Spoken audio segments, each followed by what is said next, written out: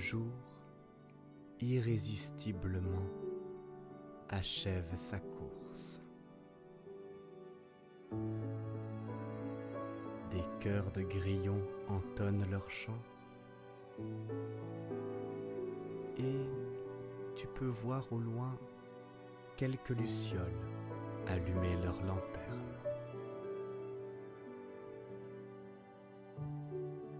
Au coin d'un feu, tu rejoins d'autres voyageurs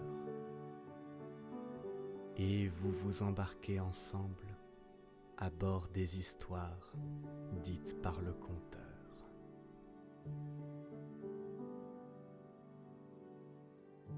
Vous levez les yeux au ciel et, tandis que les brumes crépusculaires révèlent la clarté naissante de la lune, vous atteignez, sans le savoir, l'aube des songes.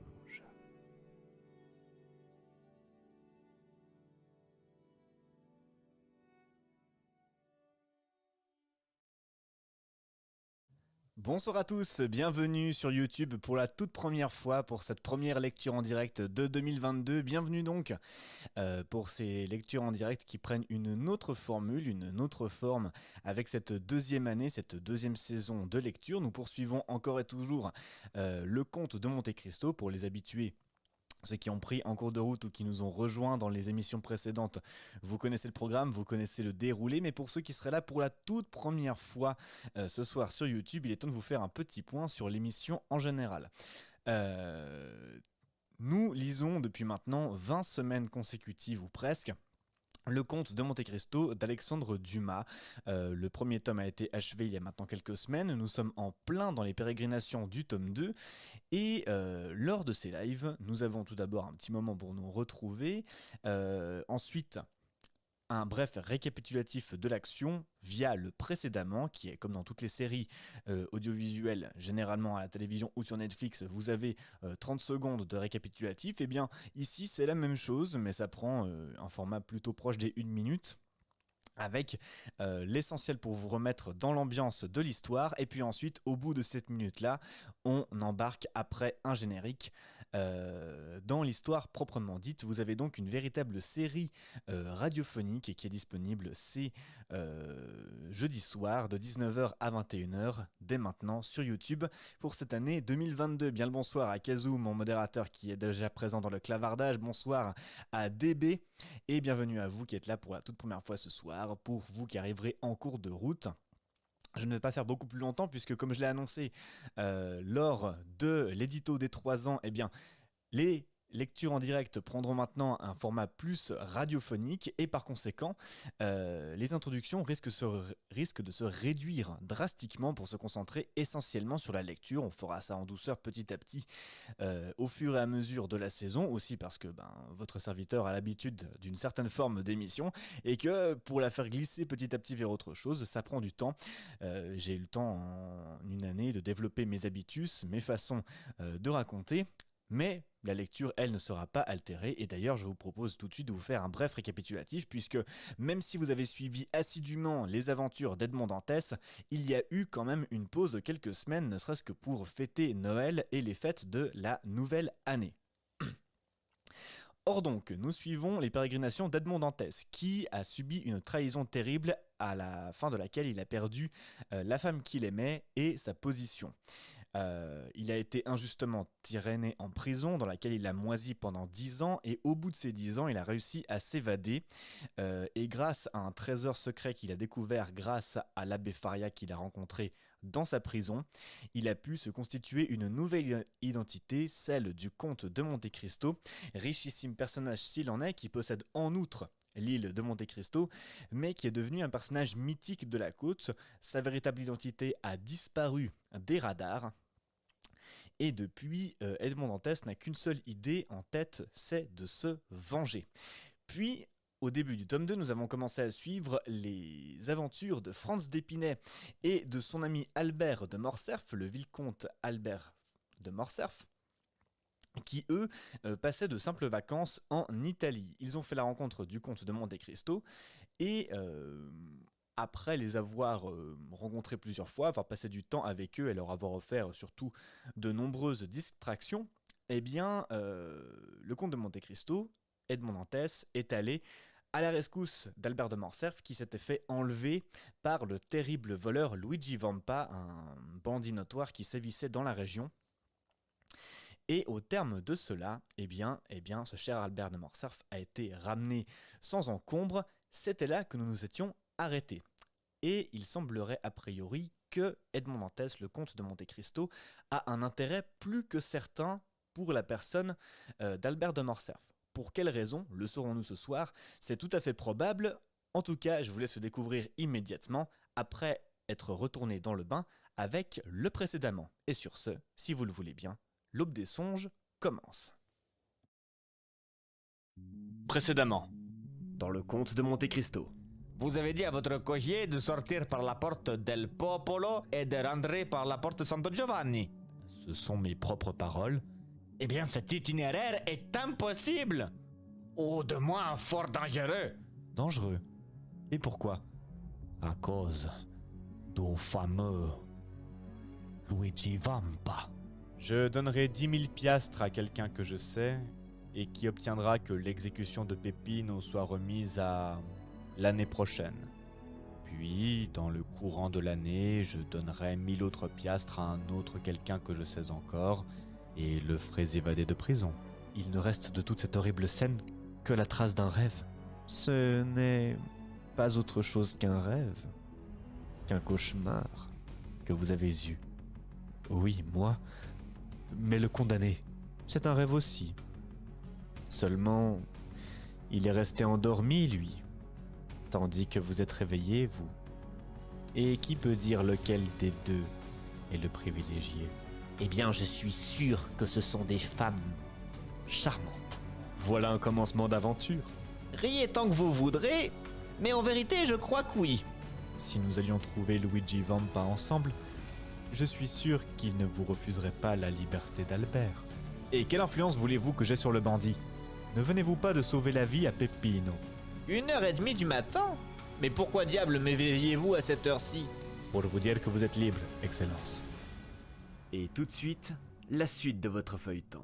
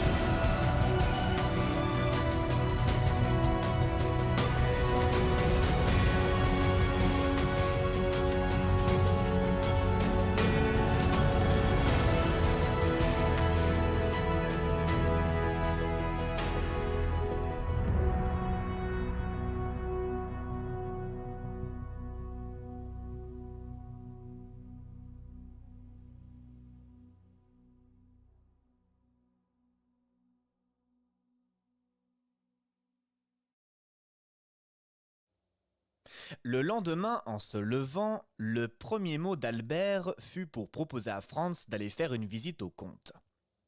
Il l'avait déjà remercié la veille, mais il comprenait qu'un service comme celui qu'il lui avait rendu valait bien 2 remerciements. Franz, qu'un attrait mêlé de terreur attirait vers le comte de Monte Cristo, ne voulut pas le laisser aller seul chez cet homme et l'accompagna. Tous deux furent introduits dans le salon. 5 minutes après, le comte parut. « Monsieur le comte, lui dit Albert en allant à lui, permettez-moi de vous répéter ce matin ce que je vous ai mal dit hier. C'est que je n'oublierai jamais dans quelles circonstances vous m'êtes venu en aide et que je me souviendrai toujours que je vous dois la vie, ou à peu près. » « Mon cher voisin, répondit le comte en riant, vous exagérez vos obligations envers moi. Vous me devez une petite économie d'une 20aine de 1000 francs sur votre budget de voyage, et voilà tout. Vous voyez bien que ce n'est pas la peine d'en parler. De votre côté, ajouta-t-il, recevez tous mes compliments. Vous avez été adorable de sans gêne et de laisser aller. Que voulez-vous, comte, dit Albert. Je me suis figuré que je m'étais fait une mauvaise querelle, et qu'un duel s'en était suivi, et j'ai voulu faire comprendre une chose à ces bandits. C'est qu'on se bat dans tous les pays du monde, mais qu'il n'y a que les Français qui se battent en riant. Néanmoins, comme mon obligation vis-à-vis de vous n'en est pas moins grande, je viens vous demander si, par moi, par mes amis et par mes connaissances, je ne pourrais pas vous être bon à quelque chose. Mon père, le comte de Morcerf, qui est d'origine espagnole, a une haute position en France et en Espagne. Je viens me mettre, moi et tous les gens qui m'aiment, à votre disposition. » « Eh bien, dit le comte, je vous avoue, monsieur de Morcerf, que j'attendais votre offre, et je l'accepte de grand cœur. J'avais déjà jeté mon dévolu sur vous pour vous demander un grand service. »« Lequel ?»« Je n'ai jamais été à Paris. Je ne connais pas Paris. »« Vraiment ?» s'écria Albert. « Vous avez pu vivre jusqu'à présent sans voir Paris ? C'est incroyable !»« C'est ainsi, cependant. Mais je sens, comme vous, qu'une plus longue ignorance de la capitale du monde intelligent est chose impossible.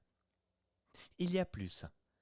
Peut-être même aurais-je fait ce voyage indispensable depuis longtemps, si j'avais connu quelqu'un qui pût m'introduire dans ce monde où je n'avais aucune relation. »« Oh, un homme comme vous !» s'écria Albert. « Vous êtes bien bon, mais comme je ne me reconnais à moi-même d'autre mérite que de pouvoir faire concurrence comme millionnaire à M. Aguado ou à M. Rothschild, et que je ne vais pas à Paris pour jouer à la bourse, cette petite circonstance m'a retenu. Maintenant, votre offre me décide.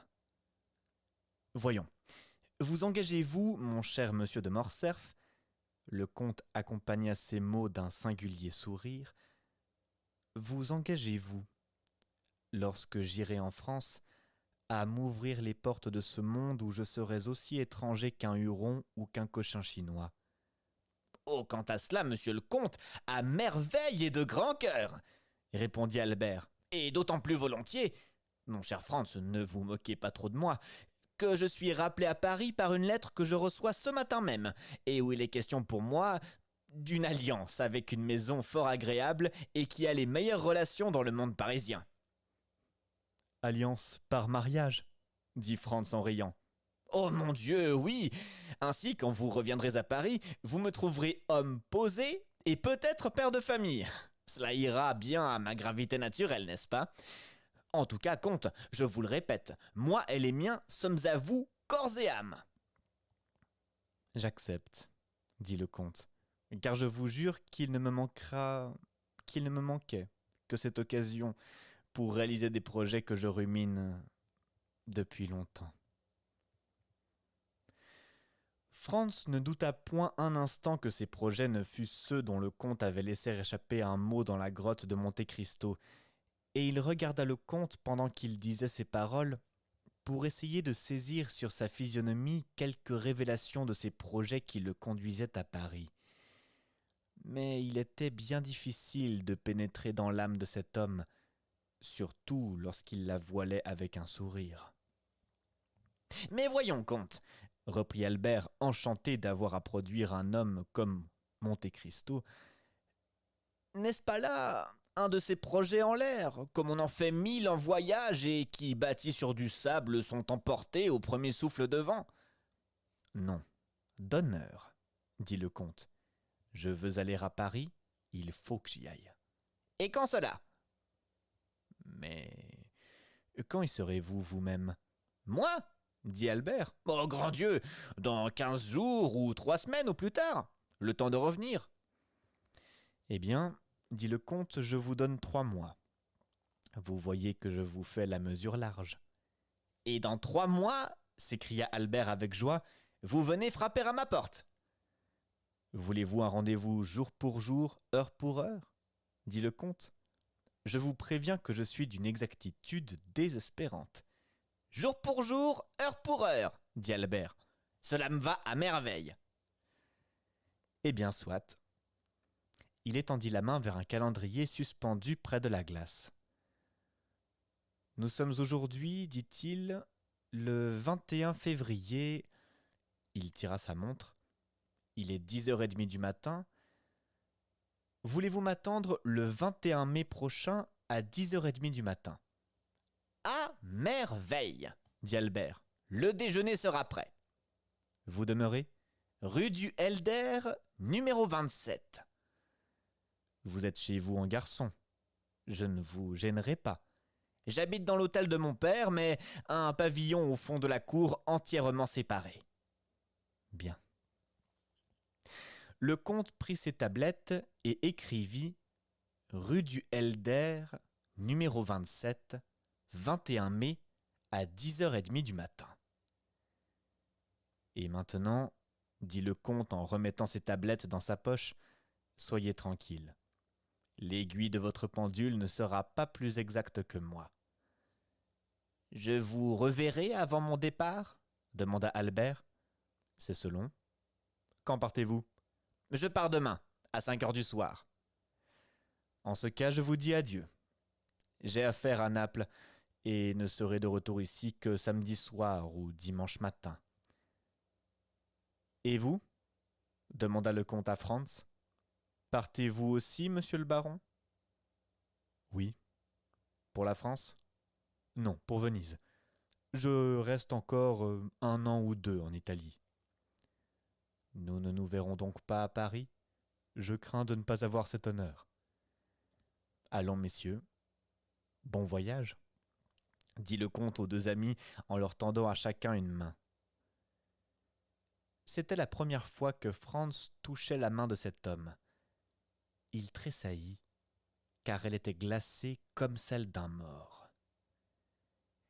Une dernière fois, dit Albert, c'est bien arrêté sur parole d'honneur, n'est-ce pas? Rue du Helder, numéro 27, le 21 mai à 10h30 du matin. Le 21 mai à 10h30 du matin, rue du Helder, numéro 27, reprit le comte. Sur quoi, les 2 jeunes gens saluèrent le comte et sortirent. Qu'avez-vous donc? Dit en rentrant chez lui Albert à Franz. Vous avez l'air tout soucieux. Oui, dit Franz, je vous l'avoue, le comte est un homme singulier et je vois avec inquiétude ce rendez-vous qu'il vous a donné à Paris. Ce rendez-vous? Avec inquiétude? Oh ça, mais vous êtes fou, mon cher Franz, s'écria Albert. Que voulez-vous, dit Franz. Fou ou non, c'est ainsi.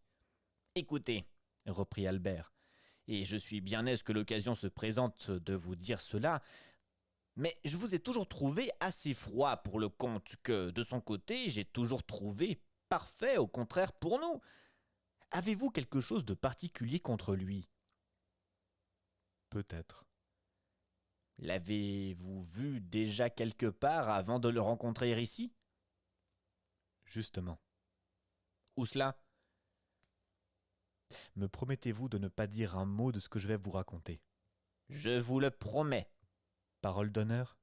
Parole d'honneur. C'est bien. Écoutez donc.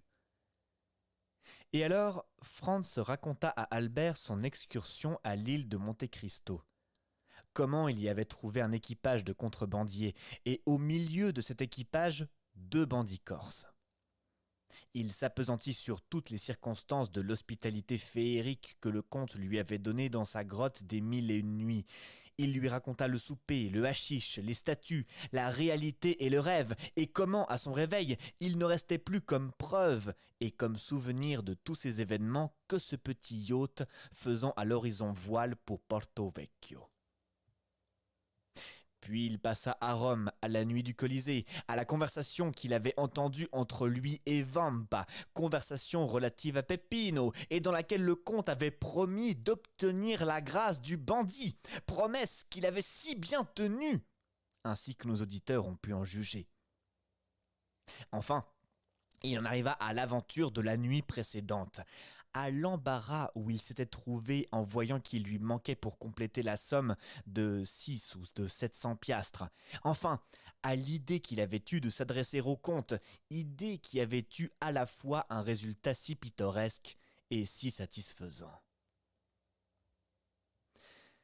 Albert écoutait Franz de toutes ses oreilles. « Eh bien, lui dit-il quand il eut fini, où voyez-vous dans tout cela quelque chose à reprendre ? Le comte est voyageur, le comte a un bâtiment à lui parce qu'il est riche. Allez à Portsmouth ou à Southampton, vous verrez les ports encombrés de yachts appartenant à de riches Anglais qui ont la même fantaisie. Pour savoir où s'arrêter dans ces excursions, pour ne pas manger cette affreuse cuisine qui nous empoisonne, moi depuis 4 mois, vous depuis 4 ans, pour ne pas coucher dans ces abominables lits, où l'on ne peut dormir, il se fait meubler un pied-à-terre à Monte Cristo. Bon. Quand son pied-à-terre est meublé, il craint que le gouvernement toscan ne lui donne congé et que ses dépenses ne soient perdues, alors il achète l'île et en prend le nom. Mon cher, fouillez dans vos souvenirs et dites-moi combien de gens de votre connaissance prennent le nom des propriétés qu'ils n'ont jamais eues. Mais, dit Franz à Albert, les bandits corses qui se trouvent dans son équipage, eh bien, qu'y a-t-il d'étonnant à cela ? Vous savez mieux que personne, n'est-ce pas, que les bandits corses ne sont pas des voleurs, mais purement et simplement des fugitifs, que quelques vendettas exilés de leur ville ou de leur village. On peut donc les voir sans se compromettre. Quant à moi, je déclare que, si jamais je vais en Corse, avant de me faire présenter au gouverneur et au préfet, je me fais présenter aux bandits de Colomba, si toutefois on peut mettre la main dessus. Je les trouve charmants. Mais Vampa et sa troupe, reprit Franz, ceux-là sont des bandits qui arrêtent pour voler. Vous ne le niez pas, j'espère. Que dites-vous de l'influence du comte sur de pareils hommes ? Je dirais, mon cher, que, comme selon toute probabilité, je dois la vie à cette influence. Ce n'est pas à moi de la critiquer de trop près. Ainsi donc, au lieu de lui en faire comme vous un crime capital, vous trouverez bon que je l'excuse, sinon de m'avoir sauvé la vie, ce qui est peut-être un peu exagéré, mais du moins de m'avoir épargné 4000 piastres, qui font bel et bien 24 000 livres de notre monnaie, somme à laquelle on ne m'aurait certes pas estimé en France. Ce qui prouve, ajouta Albert en riant, que nul n'est prophète en son pays. Eh bien voilà justement, de quel pays est le comte ? Quelle langue parle-t-il ? Quels sont ses moyens d'existence ? D'où lui vient son immense fortune ? Quelle a été cette première partie de sa vie mystérieuse et inconnue qui a répandu sur la seconde cette teinte sombre et misanthropique ? Voilà à votre place que je voudrais savoir. Mon cher Franz, reprit Albert, quand en recevant ma lettre, vous avez vu que nous avions besoin de l'influence du comte. Vous avez été lui dire, Albert de Morcerf, mon ami, court un danger. Aidez-moi à le tirer de ce danger, n'est-ce pas ? Oui. Alors, vous a-t-il demandé qu'est-ce que monsieur Albert de Morcerf, d'où lui vient son nom, d'où lui vient sa fortune, quels sont ses moyens d'existence, quel est son pays, où est-il né ? Vous a-t-il demandé tout cela, dites ? Non, je l'avoue. Il est venu, voilà tout. il m'a tiré des mains de monsieur Vampa, où, malgré mes apparences pleines de désinvolture, comme vous dites, je faisais fort mauvaise figure, je l'avoue. Eh bien, mon cher, quand en échange d'un pareil service, il me demande de faire pour lui ce qu'on fait tous les jours pour le premier prince russe ou italien qui passe par Paris, c'est-à-dire de le présenter dans le monde, vous voulez que je lui refuse cela? Allons, vous êtes fou. Et il faut dire que, contre l'habitude, toutes les bonnes raisons étaient cette fois-ci du côté d'Albert. Enfin, reprit Franz avec un soupir, faites comme vous voudrez, mon cher vicomte, car tout ce que vous me dites là est fort spécieux, je l'avoue, mais il n'en est pas moins vrai que le comte de Monte Cristo est un homme étrange. Le comte de Monte Cristo est un philanthrope. Il ne vous a pas dit dans quel but il venait à Paris. Eh bien, il vient pour concourir au prix Monthyon. Et s'il ne lui faut que ma voix pour qu'il les obtienne, et l'influence de ce monsieur si laid qui les fait obtenir, eh bien, je lui donnerai l'une et je lui garantirai l'autre. Sur ce, mon cher Franz, ne parlons plus de cela. Mettons-nous à table et allons faire une dernière visite à Saint-Pierre. Il fut fait comme disait Albert, et le lendemain, à 5 heures de l'après-midi, les deux jeunes gens se quittaient. Albert de Morcerf pour revenir à Paris, Franz d'Épinay pour aller passer une quinzaine de jours à Venise. Mais avant de monter en voiture, Albert remit encore au garçon d'hôtel, tant il avait peur que son convive ne manquât au rendez-vous, une carte pour le comte de Monte Cristo, sur laquelle, au-dessous de ces mots, Vicomte Albert de Morcerf, il y avait écrit au crayon 21 mai à 10h30 du matin, 27 rue du Helder.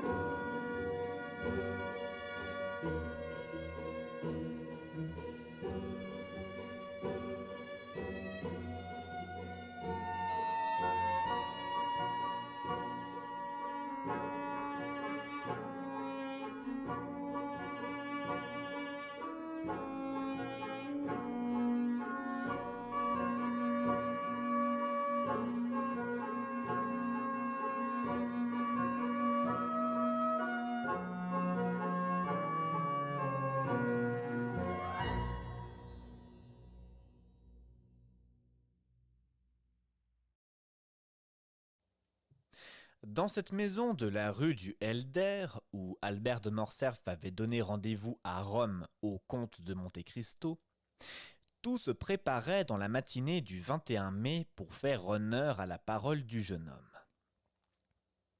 Albert de Morcerf habitait un pavillon situé à l'angle d'une grande cour et faisant face à un autre bâtiment destiné au commun.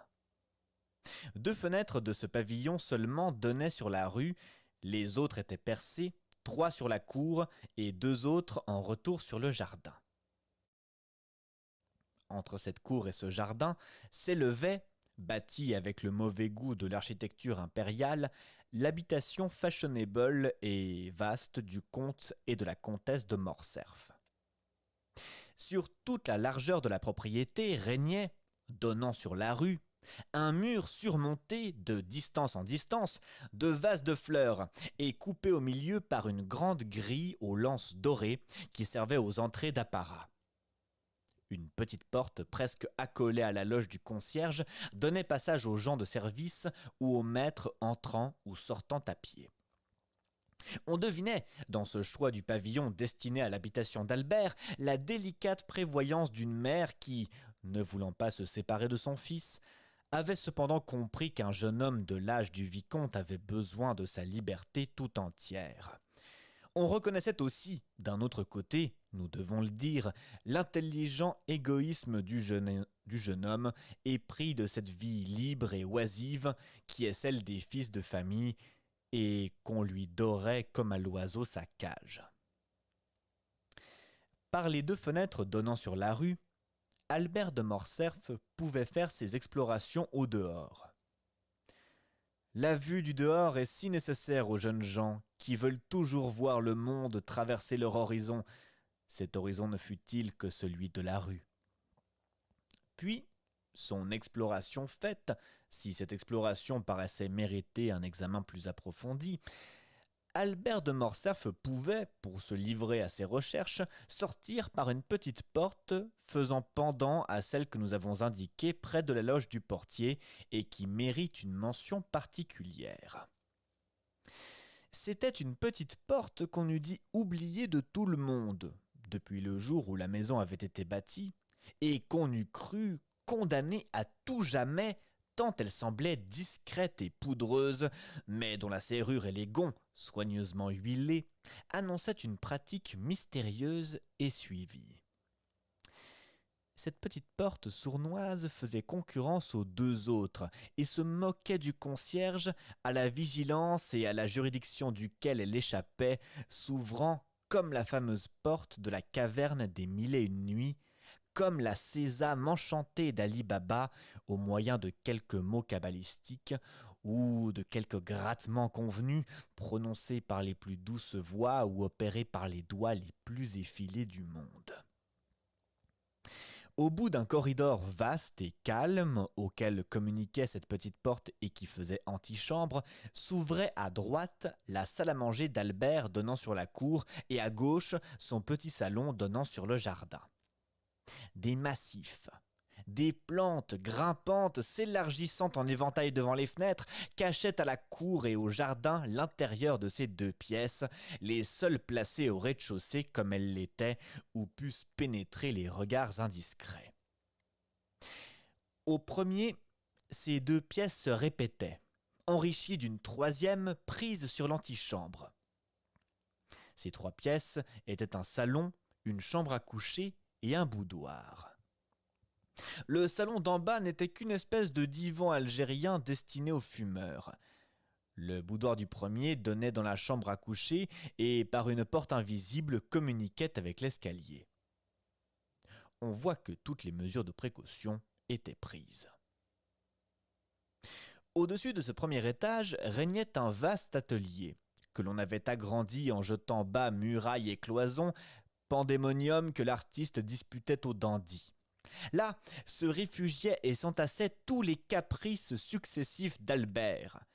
Les corps de chasse, les basses, les flûtes. Un orchestre complet, car Albert avait eu un instant, non pas le goût, mais la fantaisie de la musique. Les chevalets, les palettes, les pastels, car à la fantaisie de la musique avait succédé la fatuité de la peinture. Enfin, les fleurets, les gants de boxe, les espadons et les cannes de tout genre, car enfin, suivant les traditions des jeunes gens à la mode de l'époque où nous sommes arrivés, Albert de Morcerf cultivait, avec infiniment plus de persévérance qu'il n'avait fait de la musique et de la peinture, ces 3 arts qui complètent l'éducation léonine, c'est-à-dire l'escrime, la boxe et le bâton, et il recevait successivement dans cette pièce, destinée à tous les exercices du corps, Grisier, Coux et Charles le Boucher. Le reste des meubles de cette pièce privilégiée étaient de vieux bahuts du temps de François Ier. Bahuts pleins de porcelaine de Chine, de vases du Japon, de faïences de Luca della Robbia et de plats de Bernard de Palissy. D'antiques fauteuils où s'était peut-être assis Henri IV ou Sully, Louis XIII ou Richelieu, car 2 de ces fauteuils, ornés d'un écusson sculpté où brillaient sur l'azur les 3 fleurs de lys de France surmontées d'une couronne royale, sortaient visiblement des garde-meubles du Louvre, ou tout au moins de celui de quelque château royal. Sur ces fauteuils aux fonds sombres et sévères, étaient jetés pêle-mêle de riches étoffes aux couleurs vives, teintes au soleil de la Perse ou écloses sous les doigts des femmes de Calcutta ou de Chandernagore. Ce que faisaient là ces étoffes, on n'eût pas pu le dire. Elles attendaient, en recréant les yeux, une destination inconnue à leur propriétaire lui-même, et, en attendant, elles illuminaient l'appartement de leurs reflets soyeux et dorés. À la place la plus apparente se dressait un piano, taillé par Roller et Blanchet dans du bois de rose, piano à la taille de nos salons de Lilliputien, renfermant cependant un orchestre dans son étroite et sonore cavité et gémissant sous le poids des chefs-d'œuvre de Beethoven, de Weber, de Mozart, d'Haydn, de Grétry et de Porpora. Puis partout le long des murailles et au-dessus des portes, au plafond, des épées, des poignards, des crics, des masses, des haches, des armures complètes dorées, damasquinées, incrustées. Des herbiers, des blocs de minéraux, des oiseaux bourrés de crins, ouvrant pour un vol immobile leurs ailes couleur de feu et leurs becs qu'ils ne ferment jamais. Il va sans dire que cette pièce était la pièce de prédilection d'Albert. Cependant, le jour du rendez-vous, le jeune homme, en demi-toilette, avait établi son quartier général dans le petit salon du rez-de-chaussée.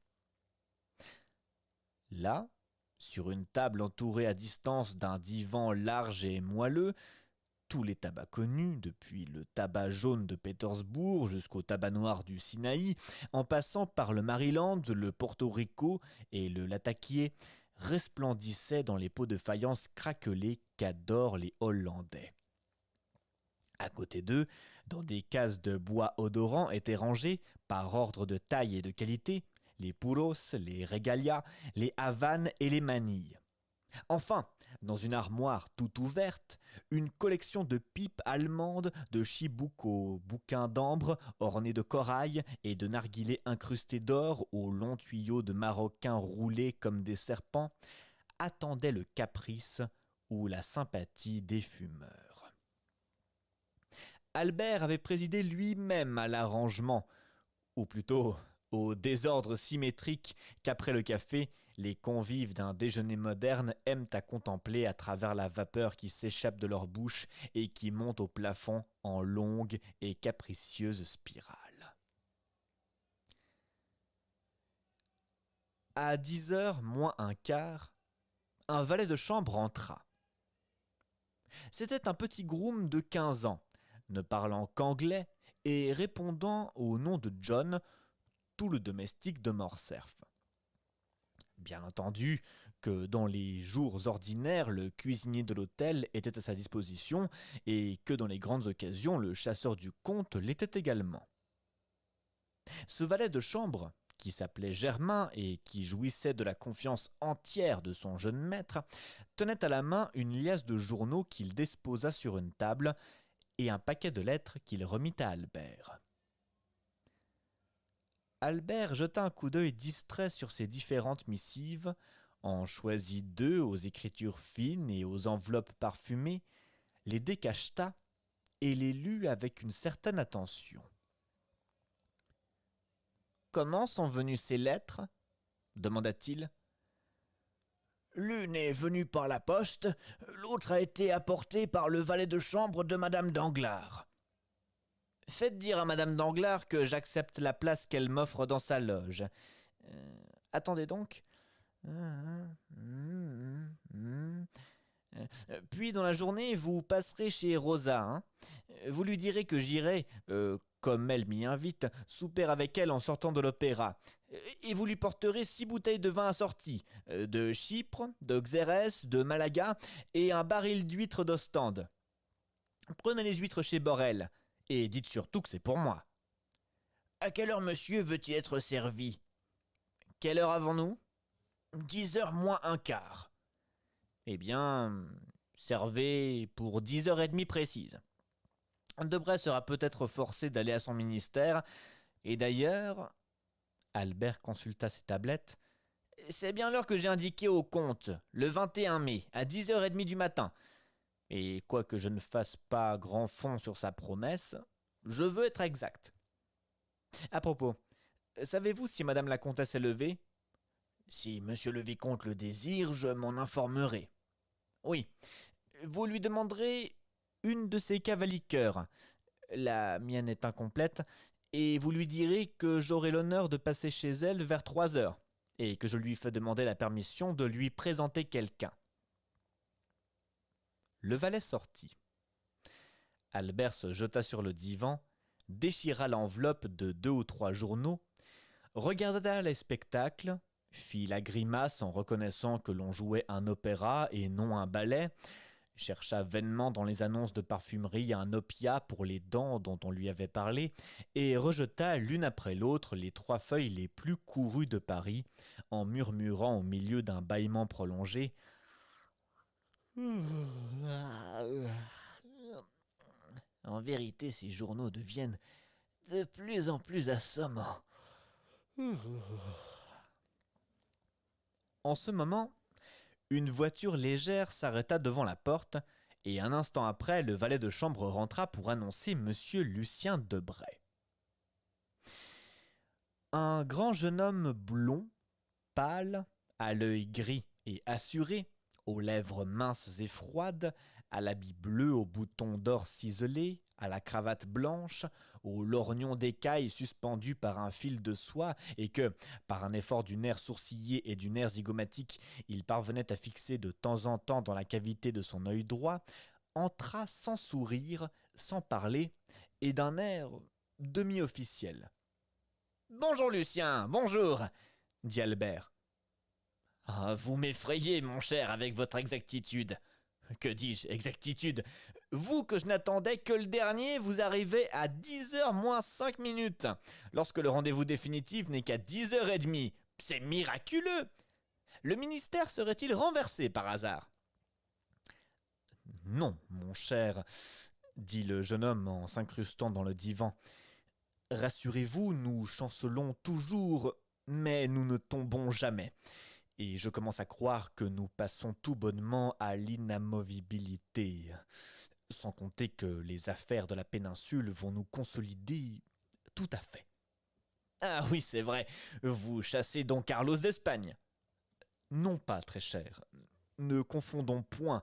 Nous le ramenons de l'autre côté de la frontière de France, et nous lui offrons une hospitalité royale à Bourges.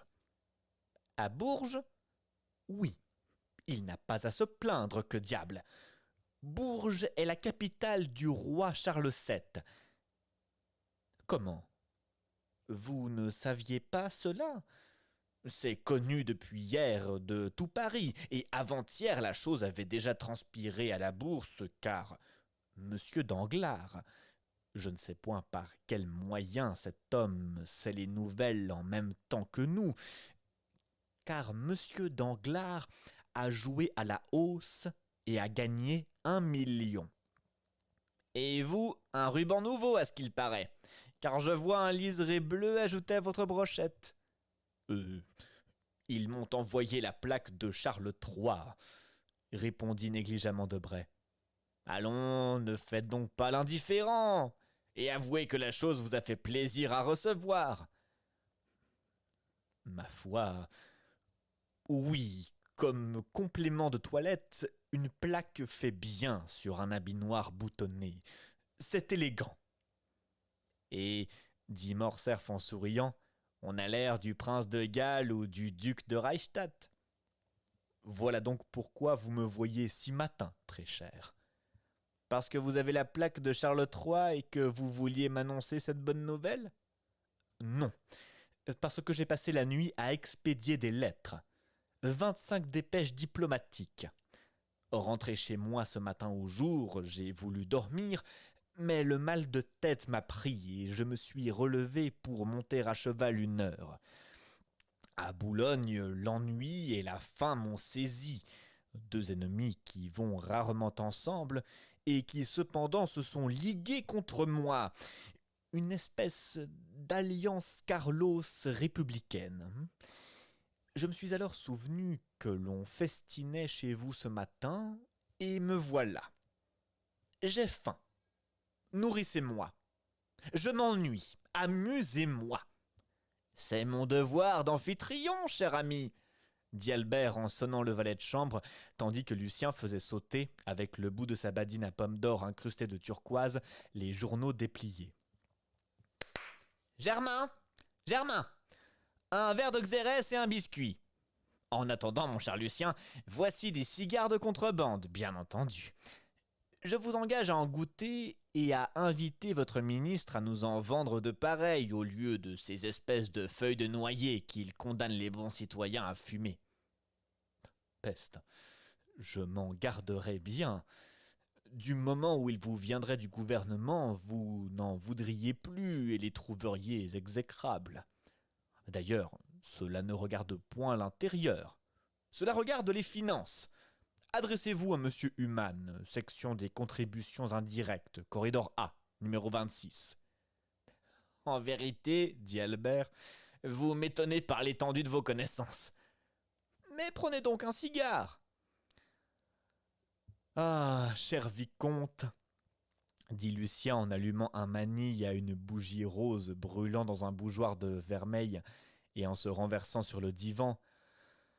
Ah, mon cher vicomte, que vous êtes heureux de n'avoir rien à faire. En vérité, vous ne connaissez pas votre bonheur. Et que feriez-vous donc, mon cher pacificateur de royaume, reprit Morcerf avec une légère ironie, si vous ne faisiez rien, Comment secrétaire particulier d'un ministre, lancé à la fois dans la grande cabale européenne et dans les petites intrigues de Paris, ayant des rois et, mieux que cela, des reines à protéger, des partis à réunir, des élections à diriger, faisant plus de votre cabinet avec votre plume et votre télégraphe que Napoléon ne faisait de ses champs de bataille avec son épée et ses victoires. Possédant 25 000 livres de rente en dehors de votre place, un cheval dont Château Renaud vous a offert 400 louis et que vous n'avez pas voulu donner, un tailleur qui ne vous manque jamais un pantalon, ayant l'opéra, le jockey-club et le théâtre des variétés. Vous ne trouvez pas dans tout cela de quoi vous distraire? Eh bien, soit, je vous distrairai, moi. Comment cela? En vous faisant faire une connaissance nouvelle. En homme ou en femme? En homme. Oh, j'en connais déjà beaucoup. Mais vous n'en connaissez pas comme celui dont je vous parle. D'où vient-il donc? Du bout du monde? De plus loin, peut-être. Eh diable! J'espère qu'il n'apporte pas notre déjeuner. Non, soyez tranquille. Notre déjeuner se confectionne dans les cuisines maternelles. Mais vous avez donc faim? Oui, je l'avoue, si humiliant que cela soit à dire. Mais j'ai dîné hier soir chez Monsieur de Villefort. Et vous avez remarqué cela, cher ami, on dîne très mal chez tous ces gens du parquet. On dirait toujours qu'ils ont des remords. Et par Dieu, déprécier les dîners des autres, avec cela qu'on dîne bien chez vos ministres. Oui, mais nous n'invitons pas les gens comme il faut, au moins. Et si nous n'étions pas obligés de faire les honneurs de notre table à quelques croquants qui pensent, et surtout qui votent bien, nous nous garderions comme la peste de dîner chez nous, je vous prie de croire. Alors, mon cher, prenez un second verre de xérès et un autre biscuit. Volontiers. Votre vin d'Espagne est excellent. Vous voyez bien que nous avons eu tout à fait raison de pacifier ce pays-là. Oui, mais Don Carlos? Eh bien, Don Carlos boira du vin de Bordeaux et dans 10 ans, nous marierons son fils à la petite reine. Ce qui vous vaudra la toison d'or, si vous êtes encore au ministère. Je crois, Albert, que vous avez adopté pour système ce matin de me nourrir de fumée. Eh, c'est encore ce qui amuse le mieux l'estomac, convenez-en. Mais tenez, justement, j'entends la voix de Beauchamp dans l'antichambre. Vous vous disputerez, cela vous fera prendre patience. À propos de quoi? À propos de journaux. Oh, cher ami, dit Lucien avec un souverain mépris. Est-ce que je lis les journaux? Raison de plus alors. Vous vous disputerez bien davantage.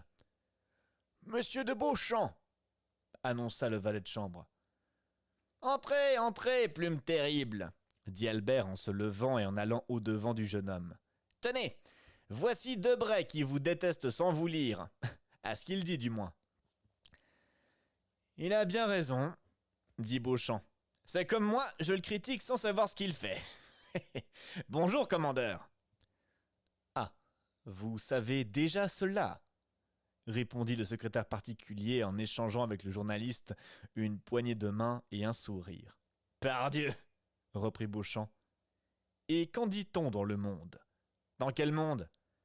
Nous avons beaucoup de monde en l'an de grâce 1838.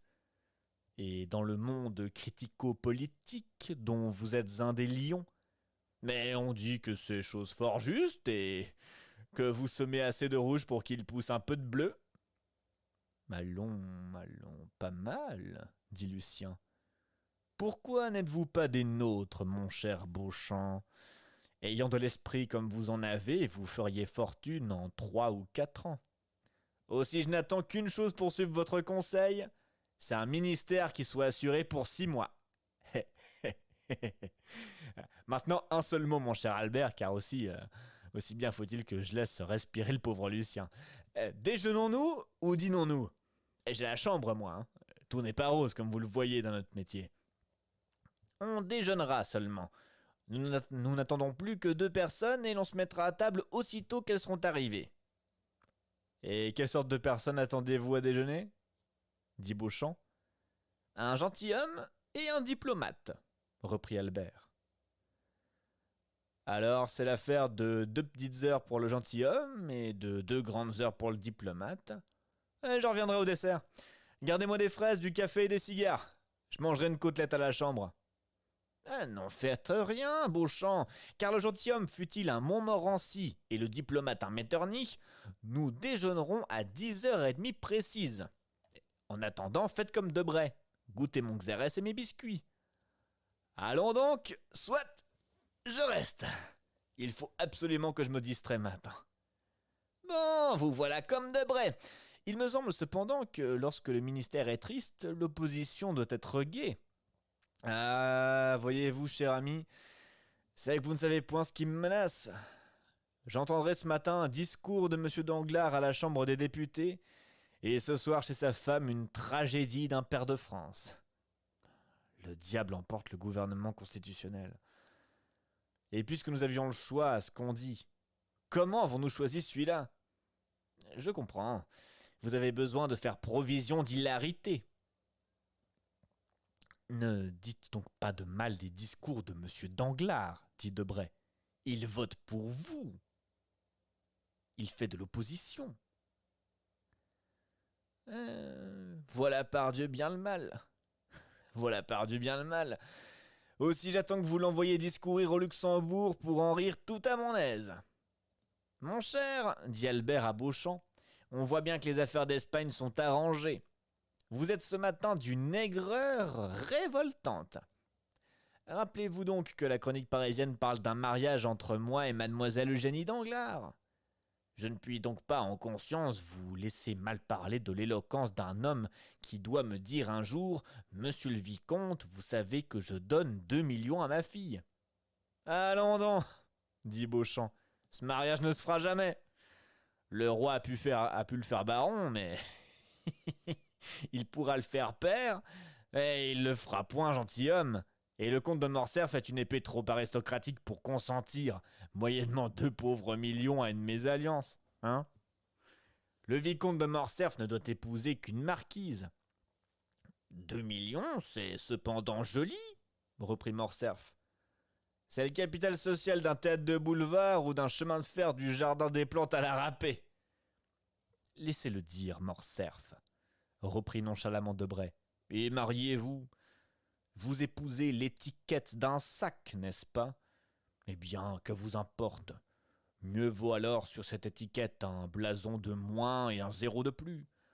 Vous avez 7 merlettes dans vos armes. Vous en donnerez 3 à votre femme et il vous en restera encore 4. C'est une de plus qu'à Monsieur de Guise qui a failli être roi de France et dont le cousin Germain était empereur d'Allemagne.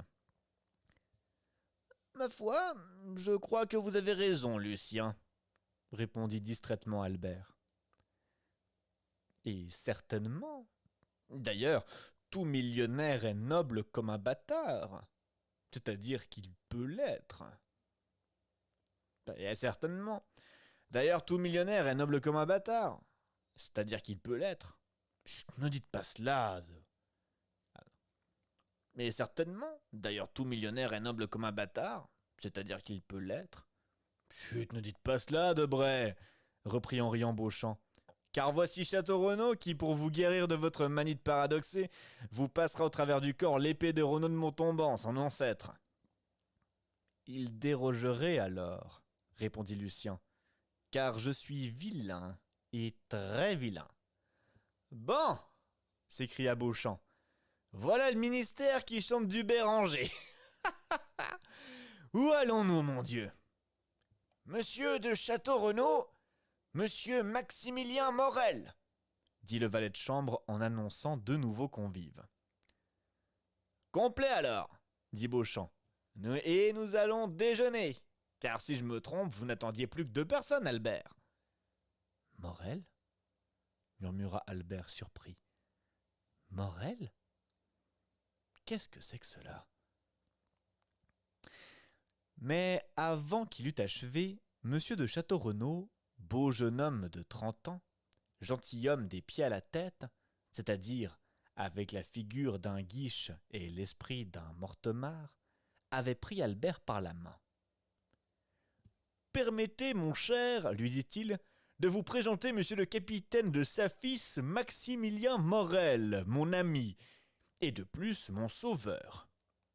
Au reste, l'homme se présente assez bien par lui-même.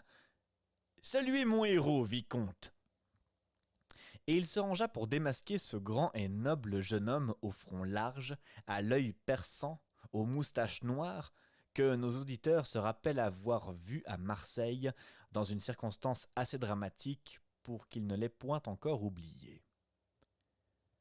Un riche uniforme, demi-français, demi-oriental, admirablement porté, faisait valoir sa large poitrine décorée de la croix de la Légion d'honneur et ressortir la cambrure hardie de sa taille. Le jeune officier s'inclina avec une politesse élégante. Morel était gracieux dans chacun de ses mouvements parce qu'il était fort. « Monsieur, » dit Albert avec une affectueuse courtoisie, « Monsieur le baron de Château Renaud savait d'avance tout le plaisir qu'il me procurait en me faisant faire votre connaissance. Vous êtes de ses amis, monsieur. Soyez des nôtres. » « Très bien, » dit Château Renaud. « Et souhaitez, mon cher vicomte, que le cas échéant, il fasse pour vous ce qu'il a fait pour moi. »« Et qu'a-t-il donc fait ?» demanda Albert. « Oh, dit Morel, cela ne vaut pas la peine d'en parler, et monsieur exagère. »« Comment ?» dit Château Renaud. « Cela ne vaut pas la peine d'en parler ? La vie ne vaut pas la peine qu'on en parle. Oh, en vérité, c'est être par trop philosophique ce que vous dites là, mon cher monsieur Morel. Bon, pour vous qui exposez votre vie tous les jours, mais pour moi qui l'expose une fois par hasard, ce que je vois de plus clair dans tout cela, baron, c'est que monsieur le capitaine Morel vous a sauvé la vie. »« Oh mon Dieu, oui, tout bonnement, » reprit Château Renaud. « Et à quelle occasion ?» demanda Beauchamp. « Beauchamp, mon ami, vous saurez que je meurs de faim, dit Debray. Ne donnez donc pas dans les histoires. »« Eh bien, mais, dit Beauchamp, je n'empêche pas qu'on se mette à table, moi. Château Renaud nous racontera ça à table, non ? »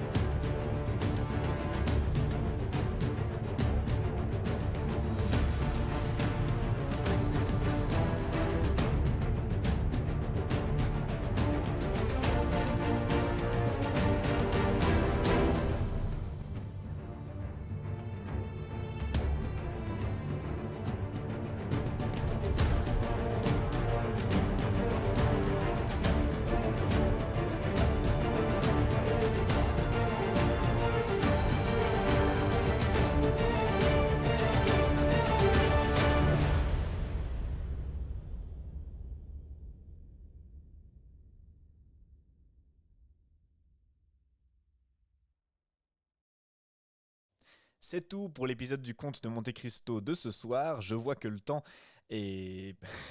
est passé très très lentement et qu'en réalité le programme est passé à toute vitesse. Dans tous les cas, je tiens à vous remercier d'avoir été là pour cette première sur YouTube. Pour la prochaine fois, j'ajusterai le programme pour qu'il fût un petit peu plus long. En attendant, pour ce soir, je vais pas faire de zèle et je voulais pas non plus tenter une lecture à vue plus loin dans le chapitre et éviter du coup de vous proposer quelque chose de moins bonne qualité sur la fin de l'émission. Donc, rendez-vous la semaine prochaine à 19h très exactement pour la suite du Comte de Monte Cristo. Pour ceux qui ont l'habitude de suivre les émissions sur Twitch, rendez-vous samedi matin entre 9h et midi pour le Café des Fables. Merci à ceux qui ont été là ce soir pour la toute première sur YouTube. J'espère que le programme de ce soir vous aura plu. La semaine prochaine, je réajusterai pour que ce soit un petit peu plus long. Merci d'avoir été là ce soir. Prenez soin de vous. Rendez-vous samedi matin à 9h sur Twitch pour le Café des Fables. Et sinon, jeudi prochain à 19h pour la prochaine lecture en direct. Là-dessus, bonne fin de semaine à tous, bon week-end et à la semaine prochaine. Ciao tout le monde.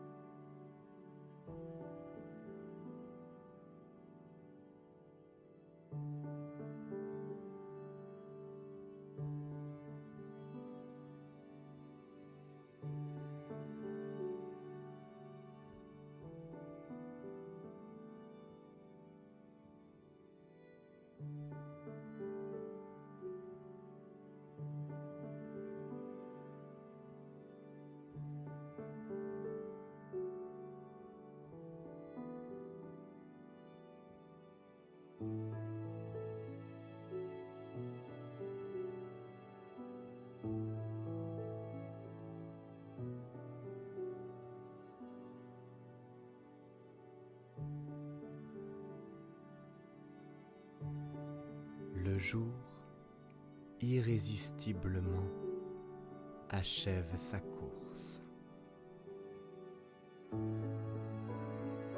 Des chœurs de grillons entonnent leur chant. Et tu peux voir au loin quelques lucioles allumer leurs lanternes. Au coin d'un feu, tu rejoins d'autres voyageurs et vous vous embarquez ensemble à bord des histoires dites par le conteur.